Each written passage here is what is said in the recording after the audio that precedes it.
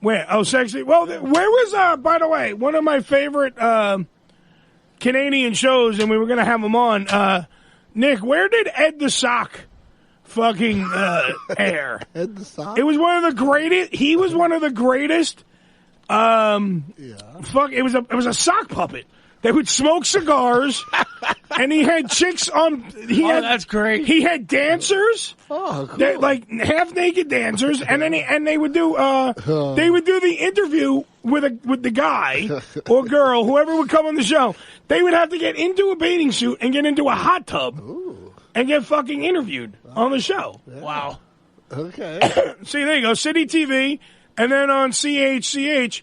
And, yeah, hold on, find the video. Put the video on our Facebook, because Billy can't do that today.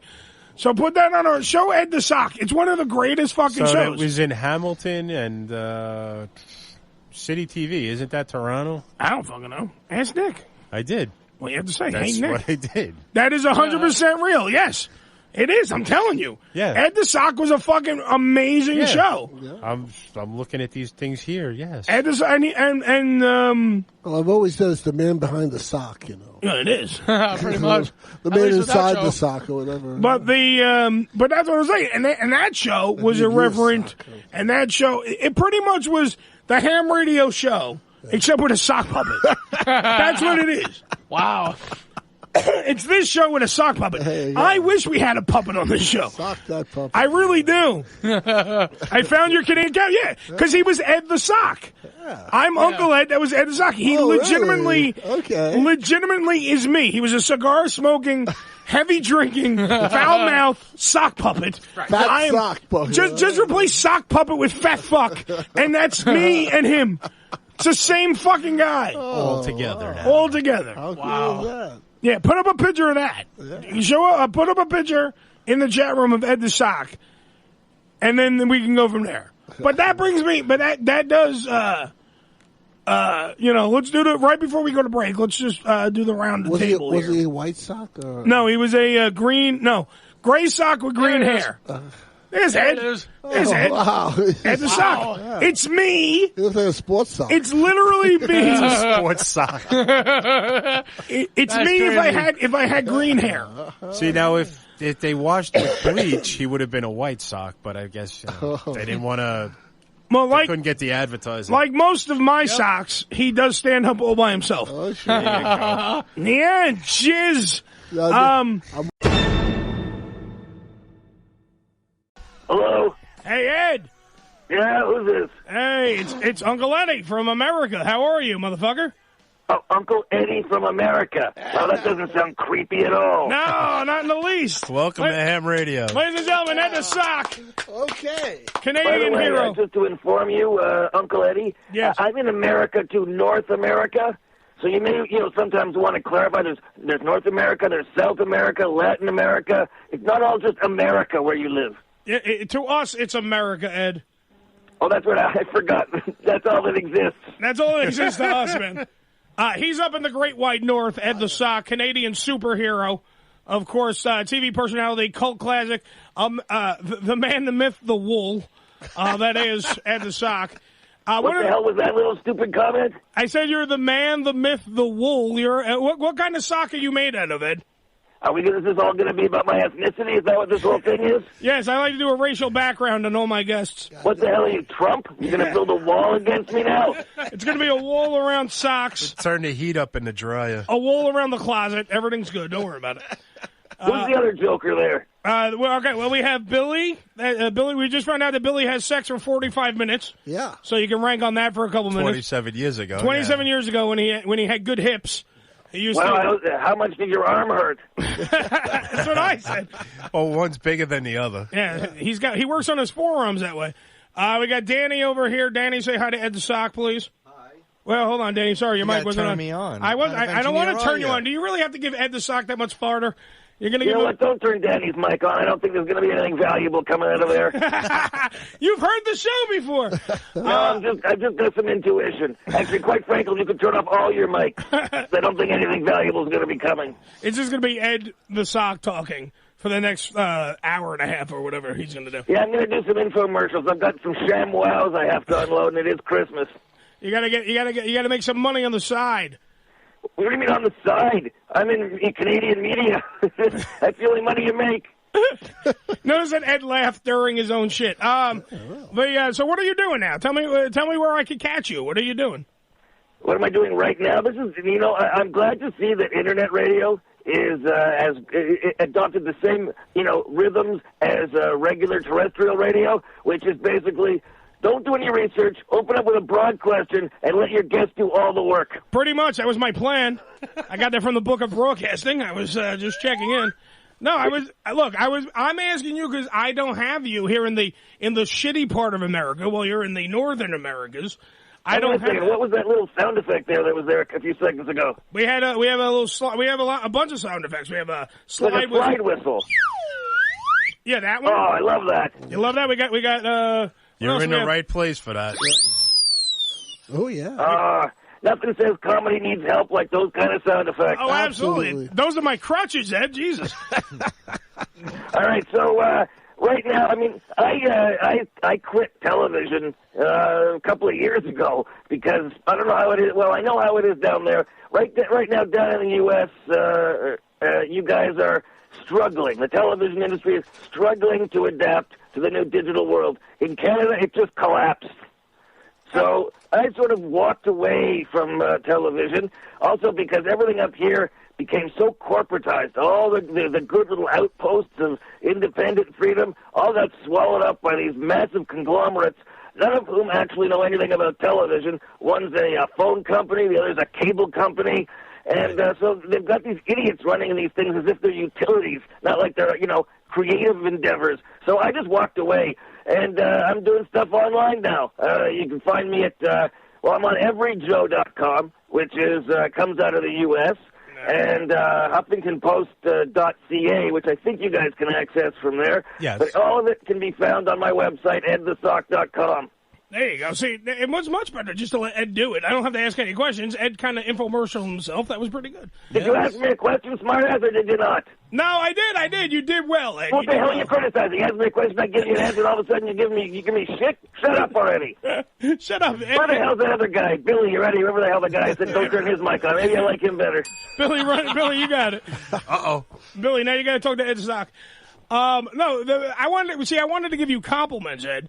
Sounds like my Uncle Whitey. Yeah, I know. I want to give. I have to give Ed compliments because the fact of the matter is, when it was siphoned in from G4, they started playing Ed's night party. Right. That's right. On G4 here in the States, and that's where I grew to learn that Ed the Sock was a comedic genius, and on top of that, he was also his show was what I wished the radio show would be, because when it started, when did you start on G4, Ed? I don't even remember. It was I don't even remember. It was 2004 or something like that?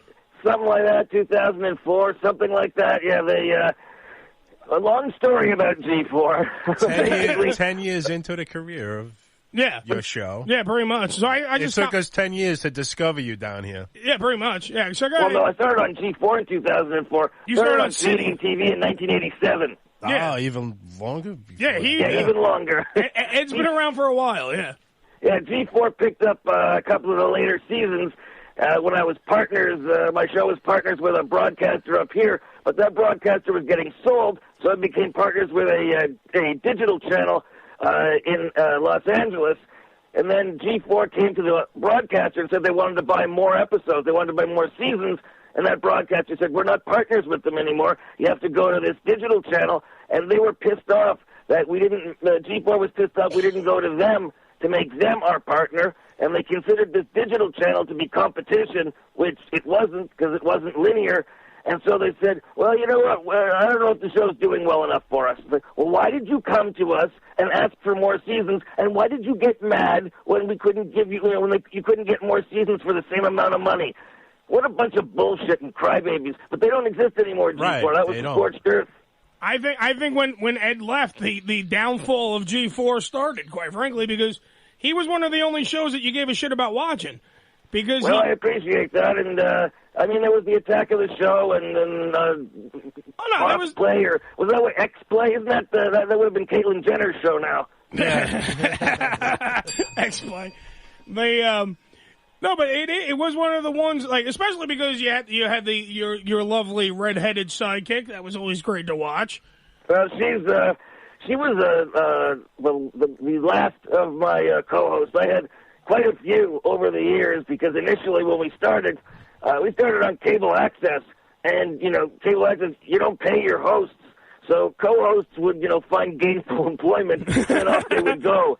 So I had a few, but Leanna had been a producer and writer on the show for years, and then we just put her in front of the camera, and now she's still out there doing stuff. She's got her own YouTube channel where she talks mostly about video games and social issues and video games and feminism and video games.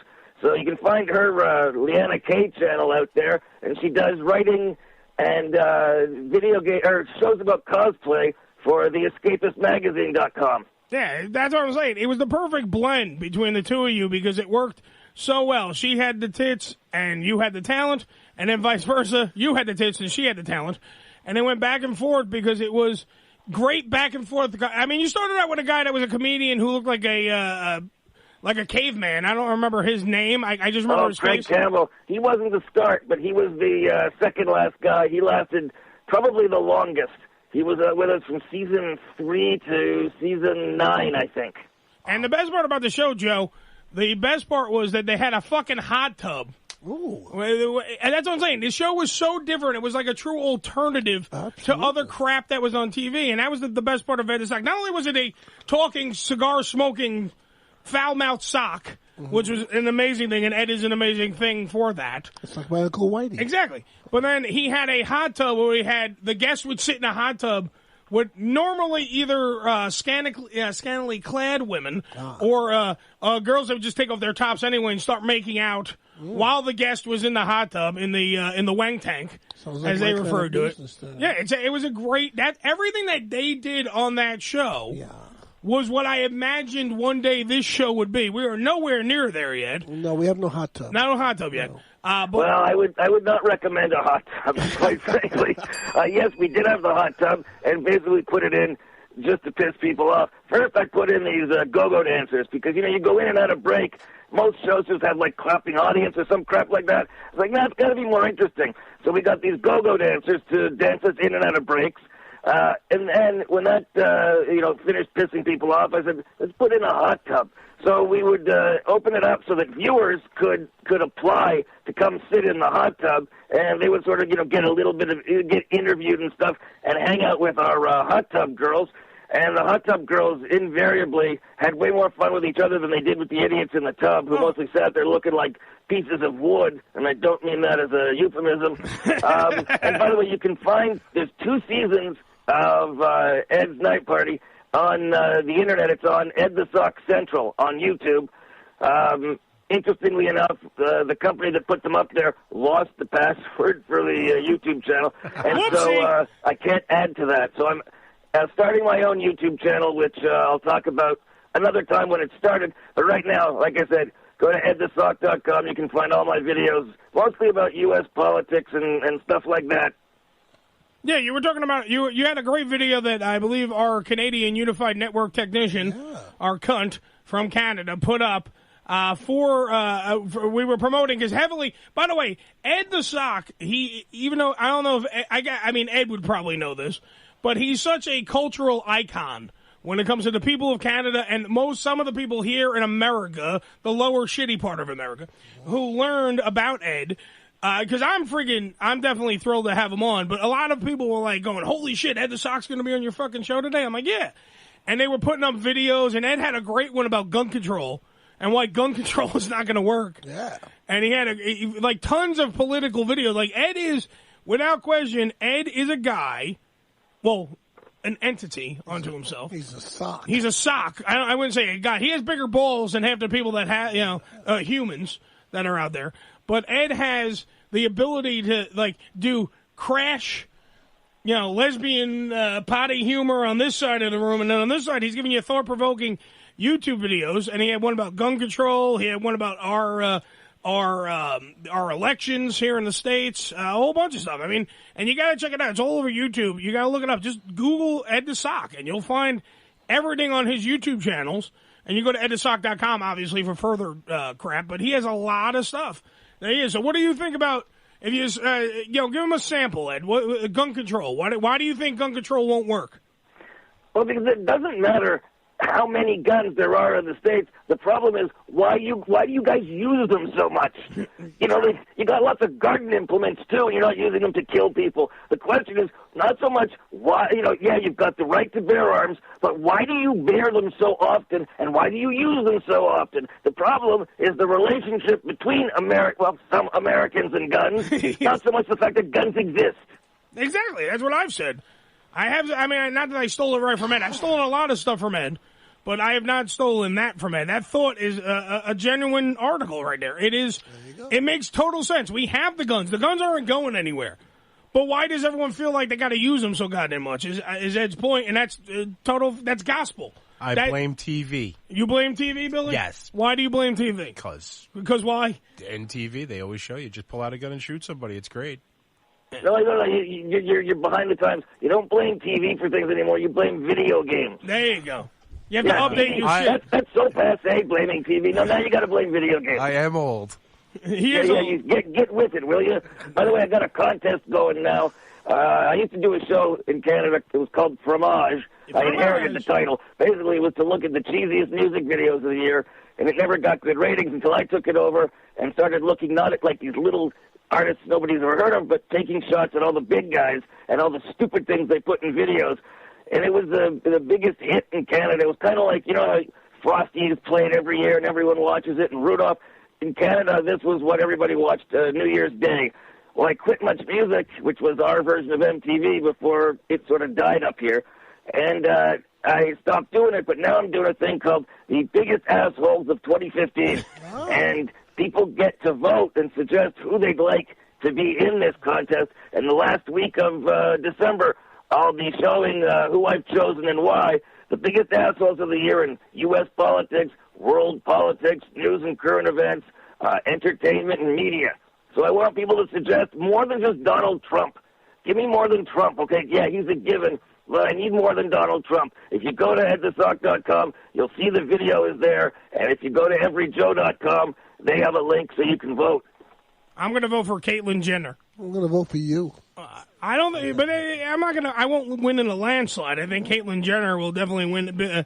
I think she has a better chance for 2015. Biggest asshole of the year. Yes. I mean, there's a lot of. You also have to say why. Don't make me figure it out. You got to tell me why you're nominating this person. Don't just give me a name and let me try to figure out why the hell they're an asshole. Well, I would say that Caitlyn Jenner's a big fucking asshole just for the fact that she was not a hero for what she did, and the fact is that when she receives awards for literally getting a tit job and wearing makeup, I mean, that's pretty much all she did. She wasn't a big hero. And when other people who were up for the award at the ESPYs, who was deservingly so, like a girl who died of cancer, deserved, I think, the girl that was literally trying to raise money till the day she died. Right, she participated and kept going and going. And, yeah. Until the day when air left her fucking lungs, I think deserved the award more. And also, Caitlyn Jenner does have a big fucking asshole. She does have a big fucking asshole. Her asshole, I know this for a fact. You know this for a fact that she's a big asshole? She's tremendous. I have a big asshole too. It's fucking right behind me talking right now. It comes from the there you go. So I think Caitlyn Jenner said that she hasn't had sex with a man yet, so I don't think her asshole's that big, but it will be. It will be. Practice it. If she's part of the Kardashians, it's going to be stretched out by a black guy. We know that for a fact. Well, there's foreign objects, It's foreign objects where she's sticking butt plugs up there? Absolutely. If you had Ed, if you in your own personal ideas and opinions, who do you think biggest asshole 2015? Who would you nominate? Well, that sort of gives things away. I certainly think that Pharma Bro, that asshole who raised the cost of life-saving medication, he definitely is an asshole. Yeah. Oh, he's definitely an asshole. He's also the asshole, if I remember, he's the guy that also bought the Wu-Tang Clan album. Right, he bought the one pressing of the The album. one pressing for $1 million or whatever it was. $4 million. Oh, $4 million, and he won't let he's not going to let anybody listen to it. I'm sure. But he could have listening parties. He could be that gracious of a dick and have listening parties. That guy's a huge dick. Donald Trump will come and go, but this guy, the effect he's had on people's lives, people who are sick, their lives, this guy's got a more of a permanent place in the constellation of assholes. And there's, I mean, you just look across here, that news reporter who tripped the refugee and then tried to sue the refugee that she tripped. Yeah. Oh, that's a shame. I mean, that's an asshole move. You got one there. Well, that's why it's going to be really hard for Ed to single out the biggest asshole of 2015, and that's why you need to vote to put in your because he's going to need help to dig through the pile of assholes. He's going to need a little assistance here to do that because it is without question. I think 2015 probably was the year of assholes. It was a monumental year for assholes. Absolutely. Look at the Republican Party. There you go. That's the 95% of it right there. And then the rest is the rest is the guy stealing the not stealing but buying the drugs and everything else. But he stole. I mean, I guess he stole. He basically did when you turn around and. Yeah, he pretty much took the pills and went, ha, ha, ha. Hope you fucking die, ha, ha. And then, but what was smart is at least they fucked him over. Oh, yeah. Because now they make they got the recipe for the stuff, and now they make the generic version. And I mean, hopefully it will help out people. And then he's still an asshole. Yes. Yeah, they sold him a $4 million album. That's fucking. Well, he's dumb enough to buy that. He's a businessman, but he's still an asshole. He also, the thing with him is he's got this shit-eating grin on his face all the time. You just want to punch him in the face really, really hard. Just to make sure that he feels it. Yeah. We want to make sure. By the way, in your lengthy career, yes, another asshole that you supposedly had to deal with, because it was in the beginning of when I was hearing about you and seeing you on G4 and learning more about the Ed the Sock show and Night Party and everything. It was the Conan O'Brien incident. Ooh. Oh, yeah. Yeah, with Triumph, the insult comic dog, and you were supposed to be on the show or some shit. Yeah, it was years ago. I was supposed to be on. Well, I can't say I was supposed to be. I was talking to them about being on the show. They were interested. Then all of a sudden they weren't interested. And like a week later, their head writer appears on the show doing this dog puppet that does insult humor, has a interesting voice and a cigar. And then they claimed, no, it's just a complete accident. Yeah. Yeah, it seemed a little bit hinky. We had one of those last week. Yeah, we had a guy, I used to be an executive producer for a nationally syndicated radio show, and magically my bit that I came up with when I was producing his show magically appeared in a video that they made for his radio show. Yeah, that's not magic. It's called theft. Yeah, thank you. That's what I was trying to explain to Joe and everyone over here. They weren't giving a shit. I'm like, the motherfucker stole from me. Yeah, he stole from me. The same way they insulted Ed the Sock. By literally coming up with a hackier version of Ed the Sock and then presenting it. No, don't get me wrong. I like Triumph. Does he say funny shit? Yeah. But Ed the Sock was the original. If Ed the Sock's the original, then you praise the original, and you go, oh, yeah, by the way, you're good, too. But the original, and that's the other thing. You point out that Ed the Sock's the original, and you give credit where credit's due. This motherfucker didn't give me any credit. Right. Just stole from me. Says fuck off. They did the same to him. If they steal and they give you credit, then all of a sudden they think they're going to owe you money. Exactly. So nobody admits anything until you get it into court and you force them. Listen, the dog puppet ripped me off, but he ripped me off where I was years ago. I've continued to grow and progress. In Canadian papers, I'm quoted on political issues, and the new prime minister of the country follows me on Twitter and interacts with me. Well, didn't you endorse him and Yes, I endorsed him because we had the worst candidates up here. So I endorsed him because he's the first breath of fresh air in ages. And I'm considered a commentator, a wit, a social critic, whereas the dog just still poops on things. So we're of the same ethnicity, but we do different things. Now, when Conan O'Brien came up here to do his shows years ago, I said to them, you know what? Let's let water under the bridge. Let's have your dog and me go out. I'll take him around to some places in Toronto and show him the places that aren't usually on the tourist maps. And they said, no, we don't think so. Wow. So I was willing to be a bigger person and say, look, just forget about it. Let's make a joke out of it. and they wouldn't. But then I found out afterwards he gave an interview on Entertainment Tonight where he said that, you know, those times he faces celebrities and then says these oh my God things, he would sometimes go back in post-production and change what he said to make it sound more ballsy, whereas I never did that. I've talked to all the biggest names in show business, and what I said to them, I actually said to them. Now, I never actually went in there to insult people. No. I never actually, you know, made somebody so angry they left, other than maybe Red Hot Chili Peppers. But it was mostly, I just kid around with celebrities, and they love it because all the times they come to town, they're doing junkets, which is a bunch of interviews from early in the morning to late at night, where every interviewer asks them the same damn question. Exactly. Yeah. Whereas I didn't give a damn about any of their promotional stuff. I just asked them stuff that was fun, so they'd have to stop and think, and they'd drop their mask and stop being like the PR construct and start being people. Best way to get somebody to be real is make them laugh, because it's very hard to maintain this fiction about yourself when you're laughing. It's so honest. Yeah. So I always, you know, what I said to them is what I said to them. I didn't go after the fact and say, you know, it would have been better, and then change it, because that doesn't give them the chance to react to it, and that's not fair. It's not fair game. No, That's not.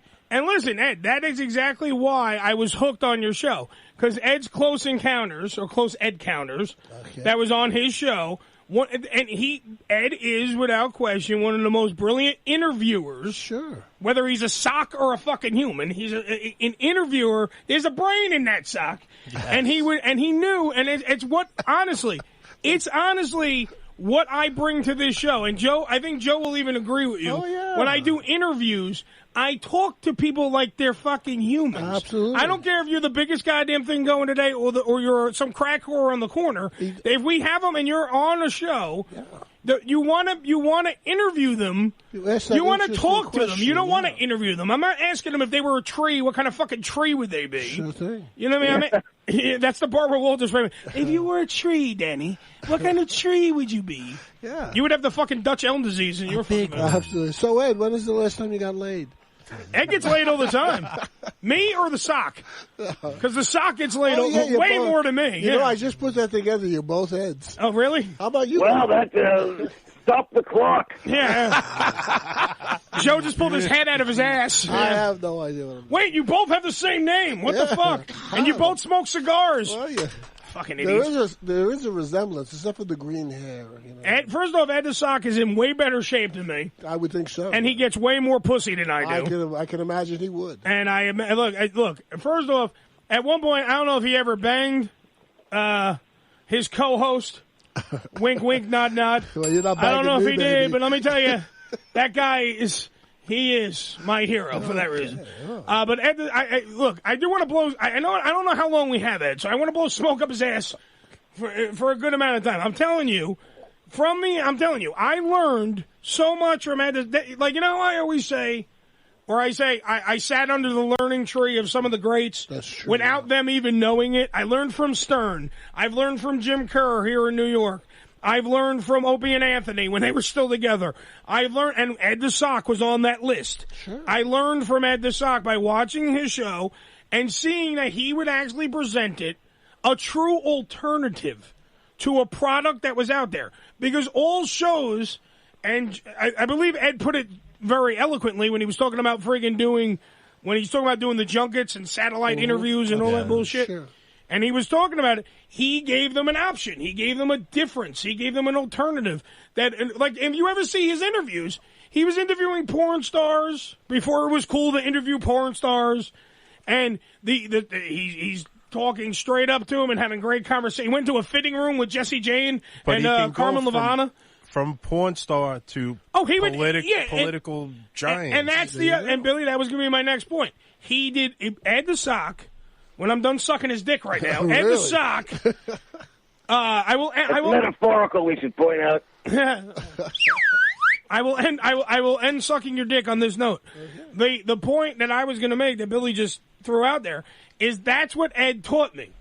Ed taught me no matter who the fuck you're interviewing, know your shit, and also be able to go from interviewing way different sides of the spectrum, no matter what it was, be able to do both And I know that Ed probably doesn't want to hear anybody gush over him, and he's Ed the Sock, and he's a tough guy, and he's, probably hasn't been washed for a while. I know that Ed, he's a stiff sock, Bill. I tuned out a long time ago. Keep talking. But most definitely, you taught me that, Ed. That's why I was on her. I'm like, yeah, you know what? If I could get Ed the Sock to come on the show and praise him, it's for that reason. He taught me how to do better interviews and open up and talk to people like normal people. That's one thing. Like, when I watched the show, they did a stupid bit one time. It was honest to God. He made it outstandingly funny. One episode, they have around the hot tub that we were talking about. And Ed probably knows this because it was his fucking show. He was there. I mean, he's done a lot of drugs, but he probably remembers this.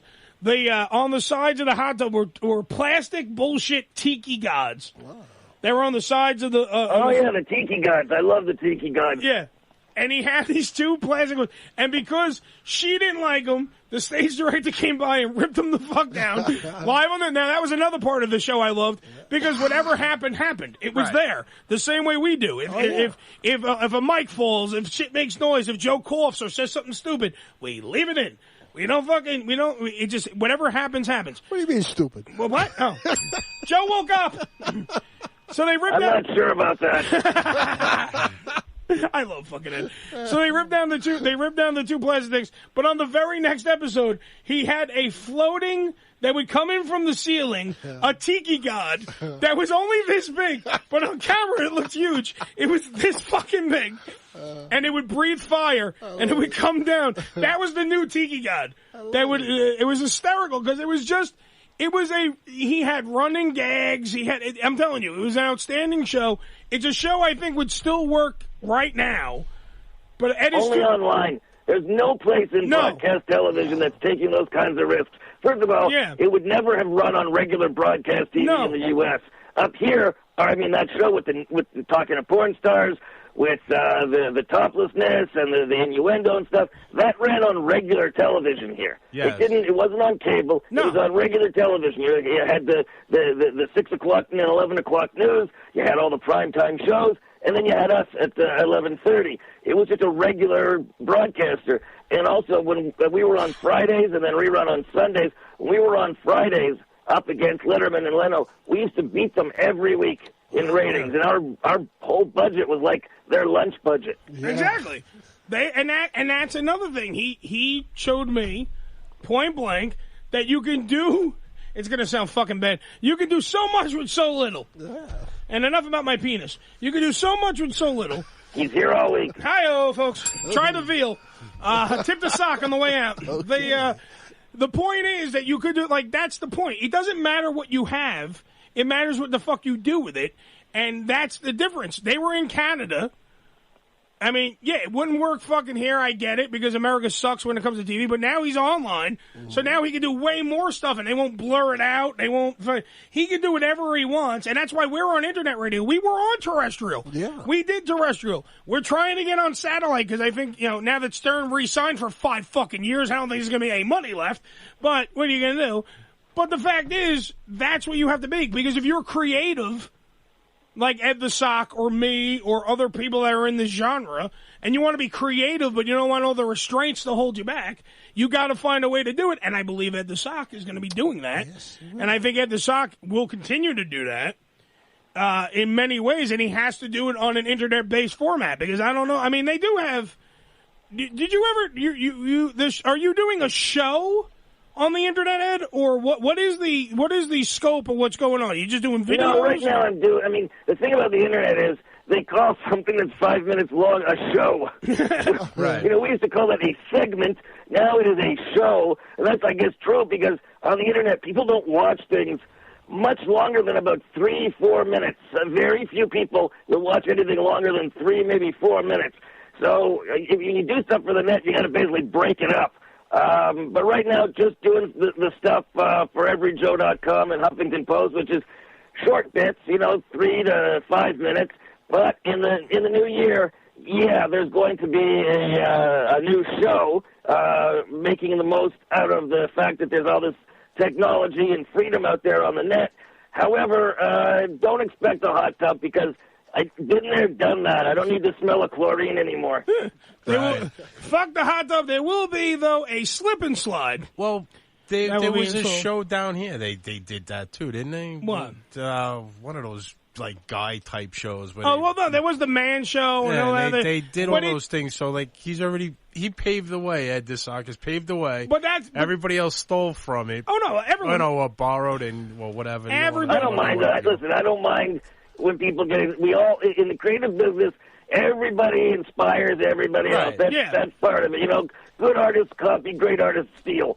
So I don't mind. I mean, the man show tried to buy. We used to go to Florida, to Panama City Beach, Florida, and they had these daily bikini and wet T-shirt contests. And we used to shoot it and then put, sports type commentary over it. Right. And the man show wanted to buy that footage.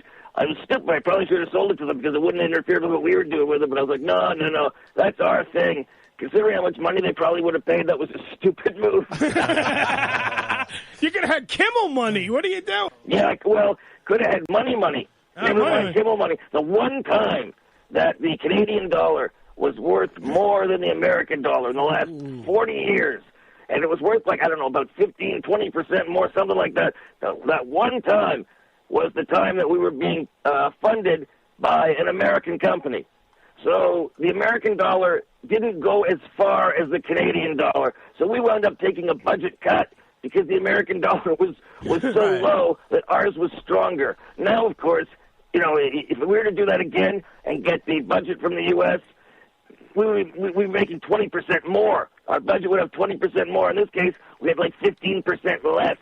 Just my luck. Let's see what happens in the new year, man. Let's see what happens in the new year. Ed, is there anything you want to plug though? Because I feel free, dude. You are an icon to me. You're one of my idols. So feel free. Take over the show. Plug whatever the hell you want, buddy. Well, I just want to. I mean, I'm on Twitter at Ed the Sock. Simple enough. So go and tweet me there. Don't forget to go to my website at thesock.com. You'll find the video explaining the biggest assholes of 2015 contest. So go there. Everyjoe.com has is the place to go to enter the ballot for your suggestions for biggest assholes of 2015. I'll be doing the top 5 in a few categories. That'll run the last week of December, so you got a little bit of time, but not much. And what else? I think that's pretty much everything I got to say. Though I have to say that mostly when I do these radio shows afterwards, I think, what the hell did I waste my time for?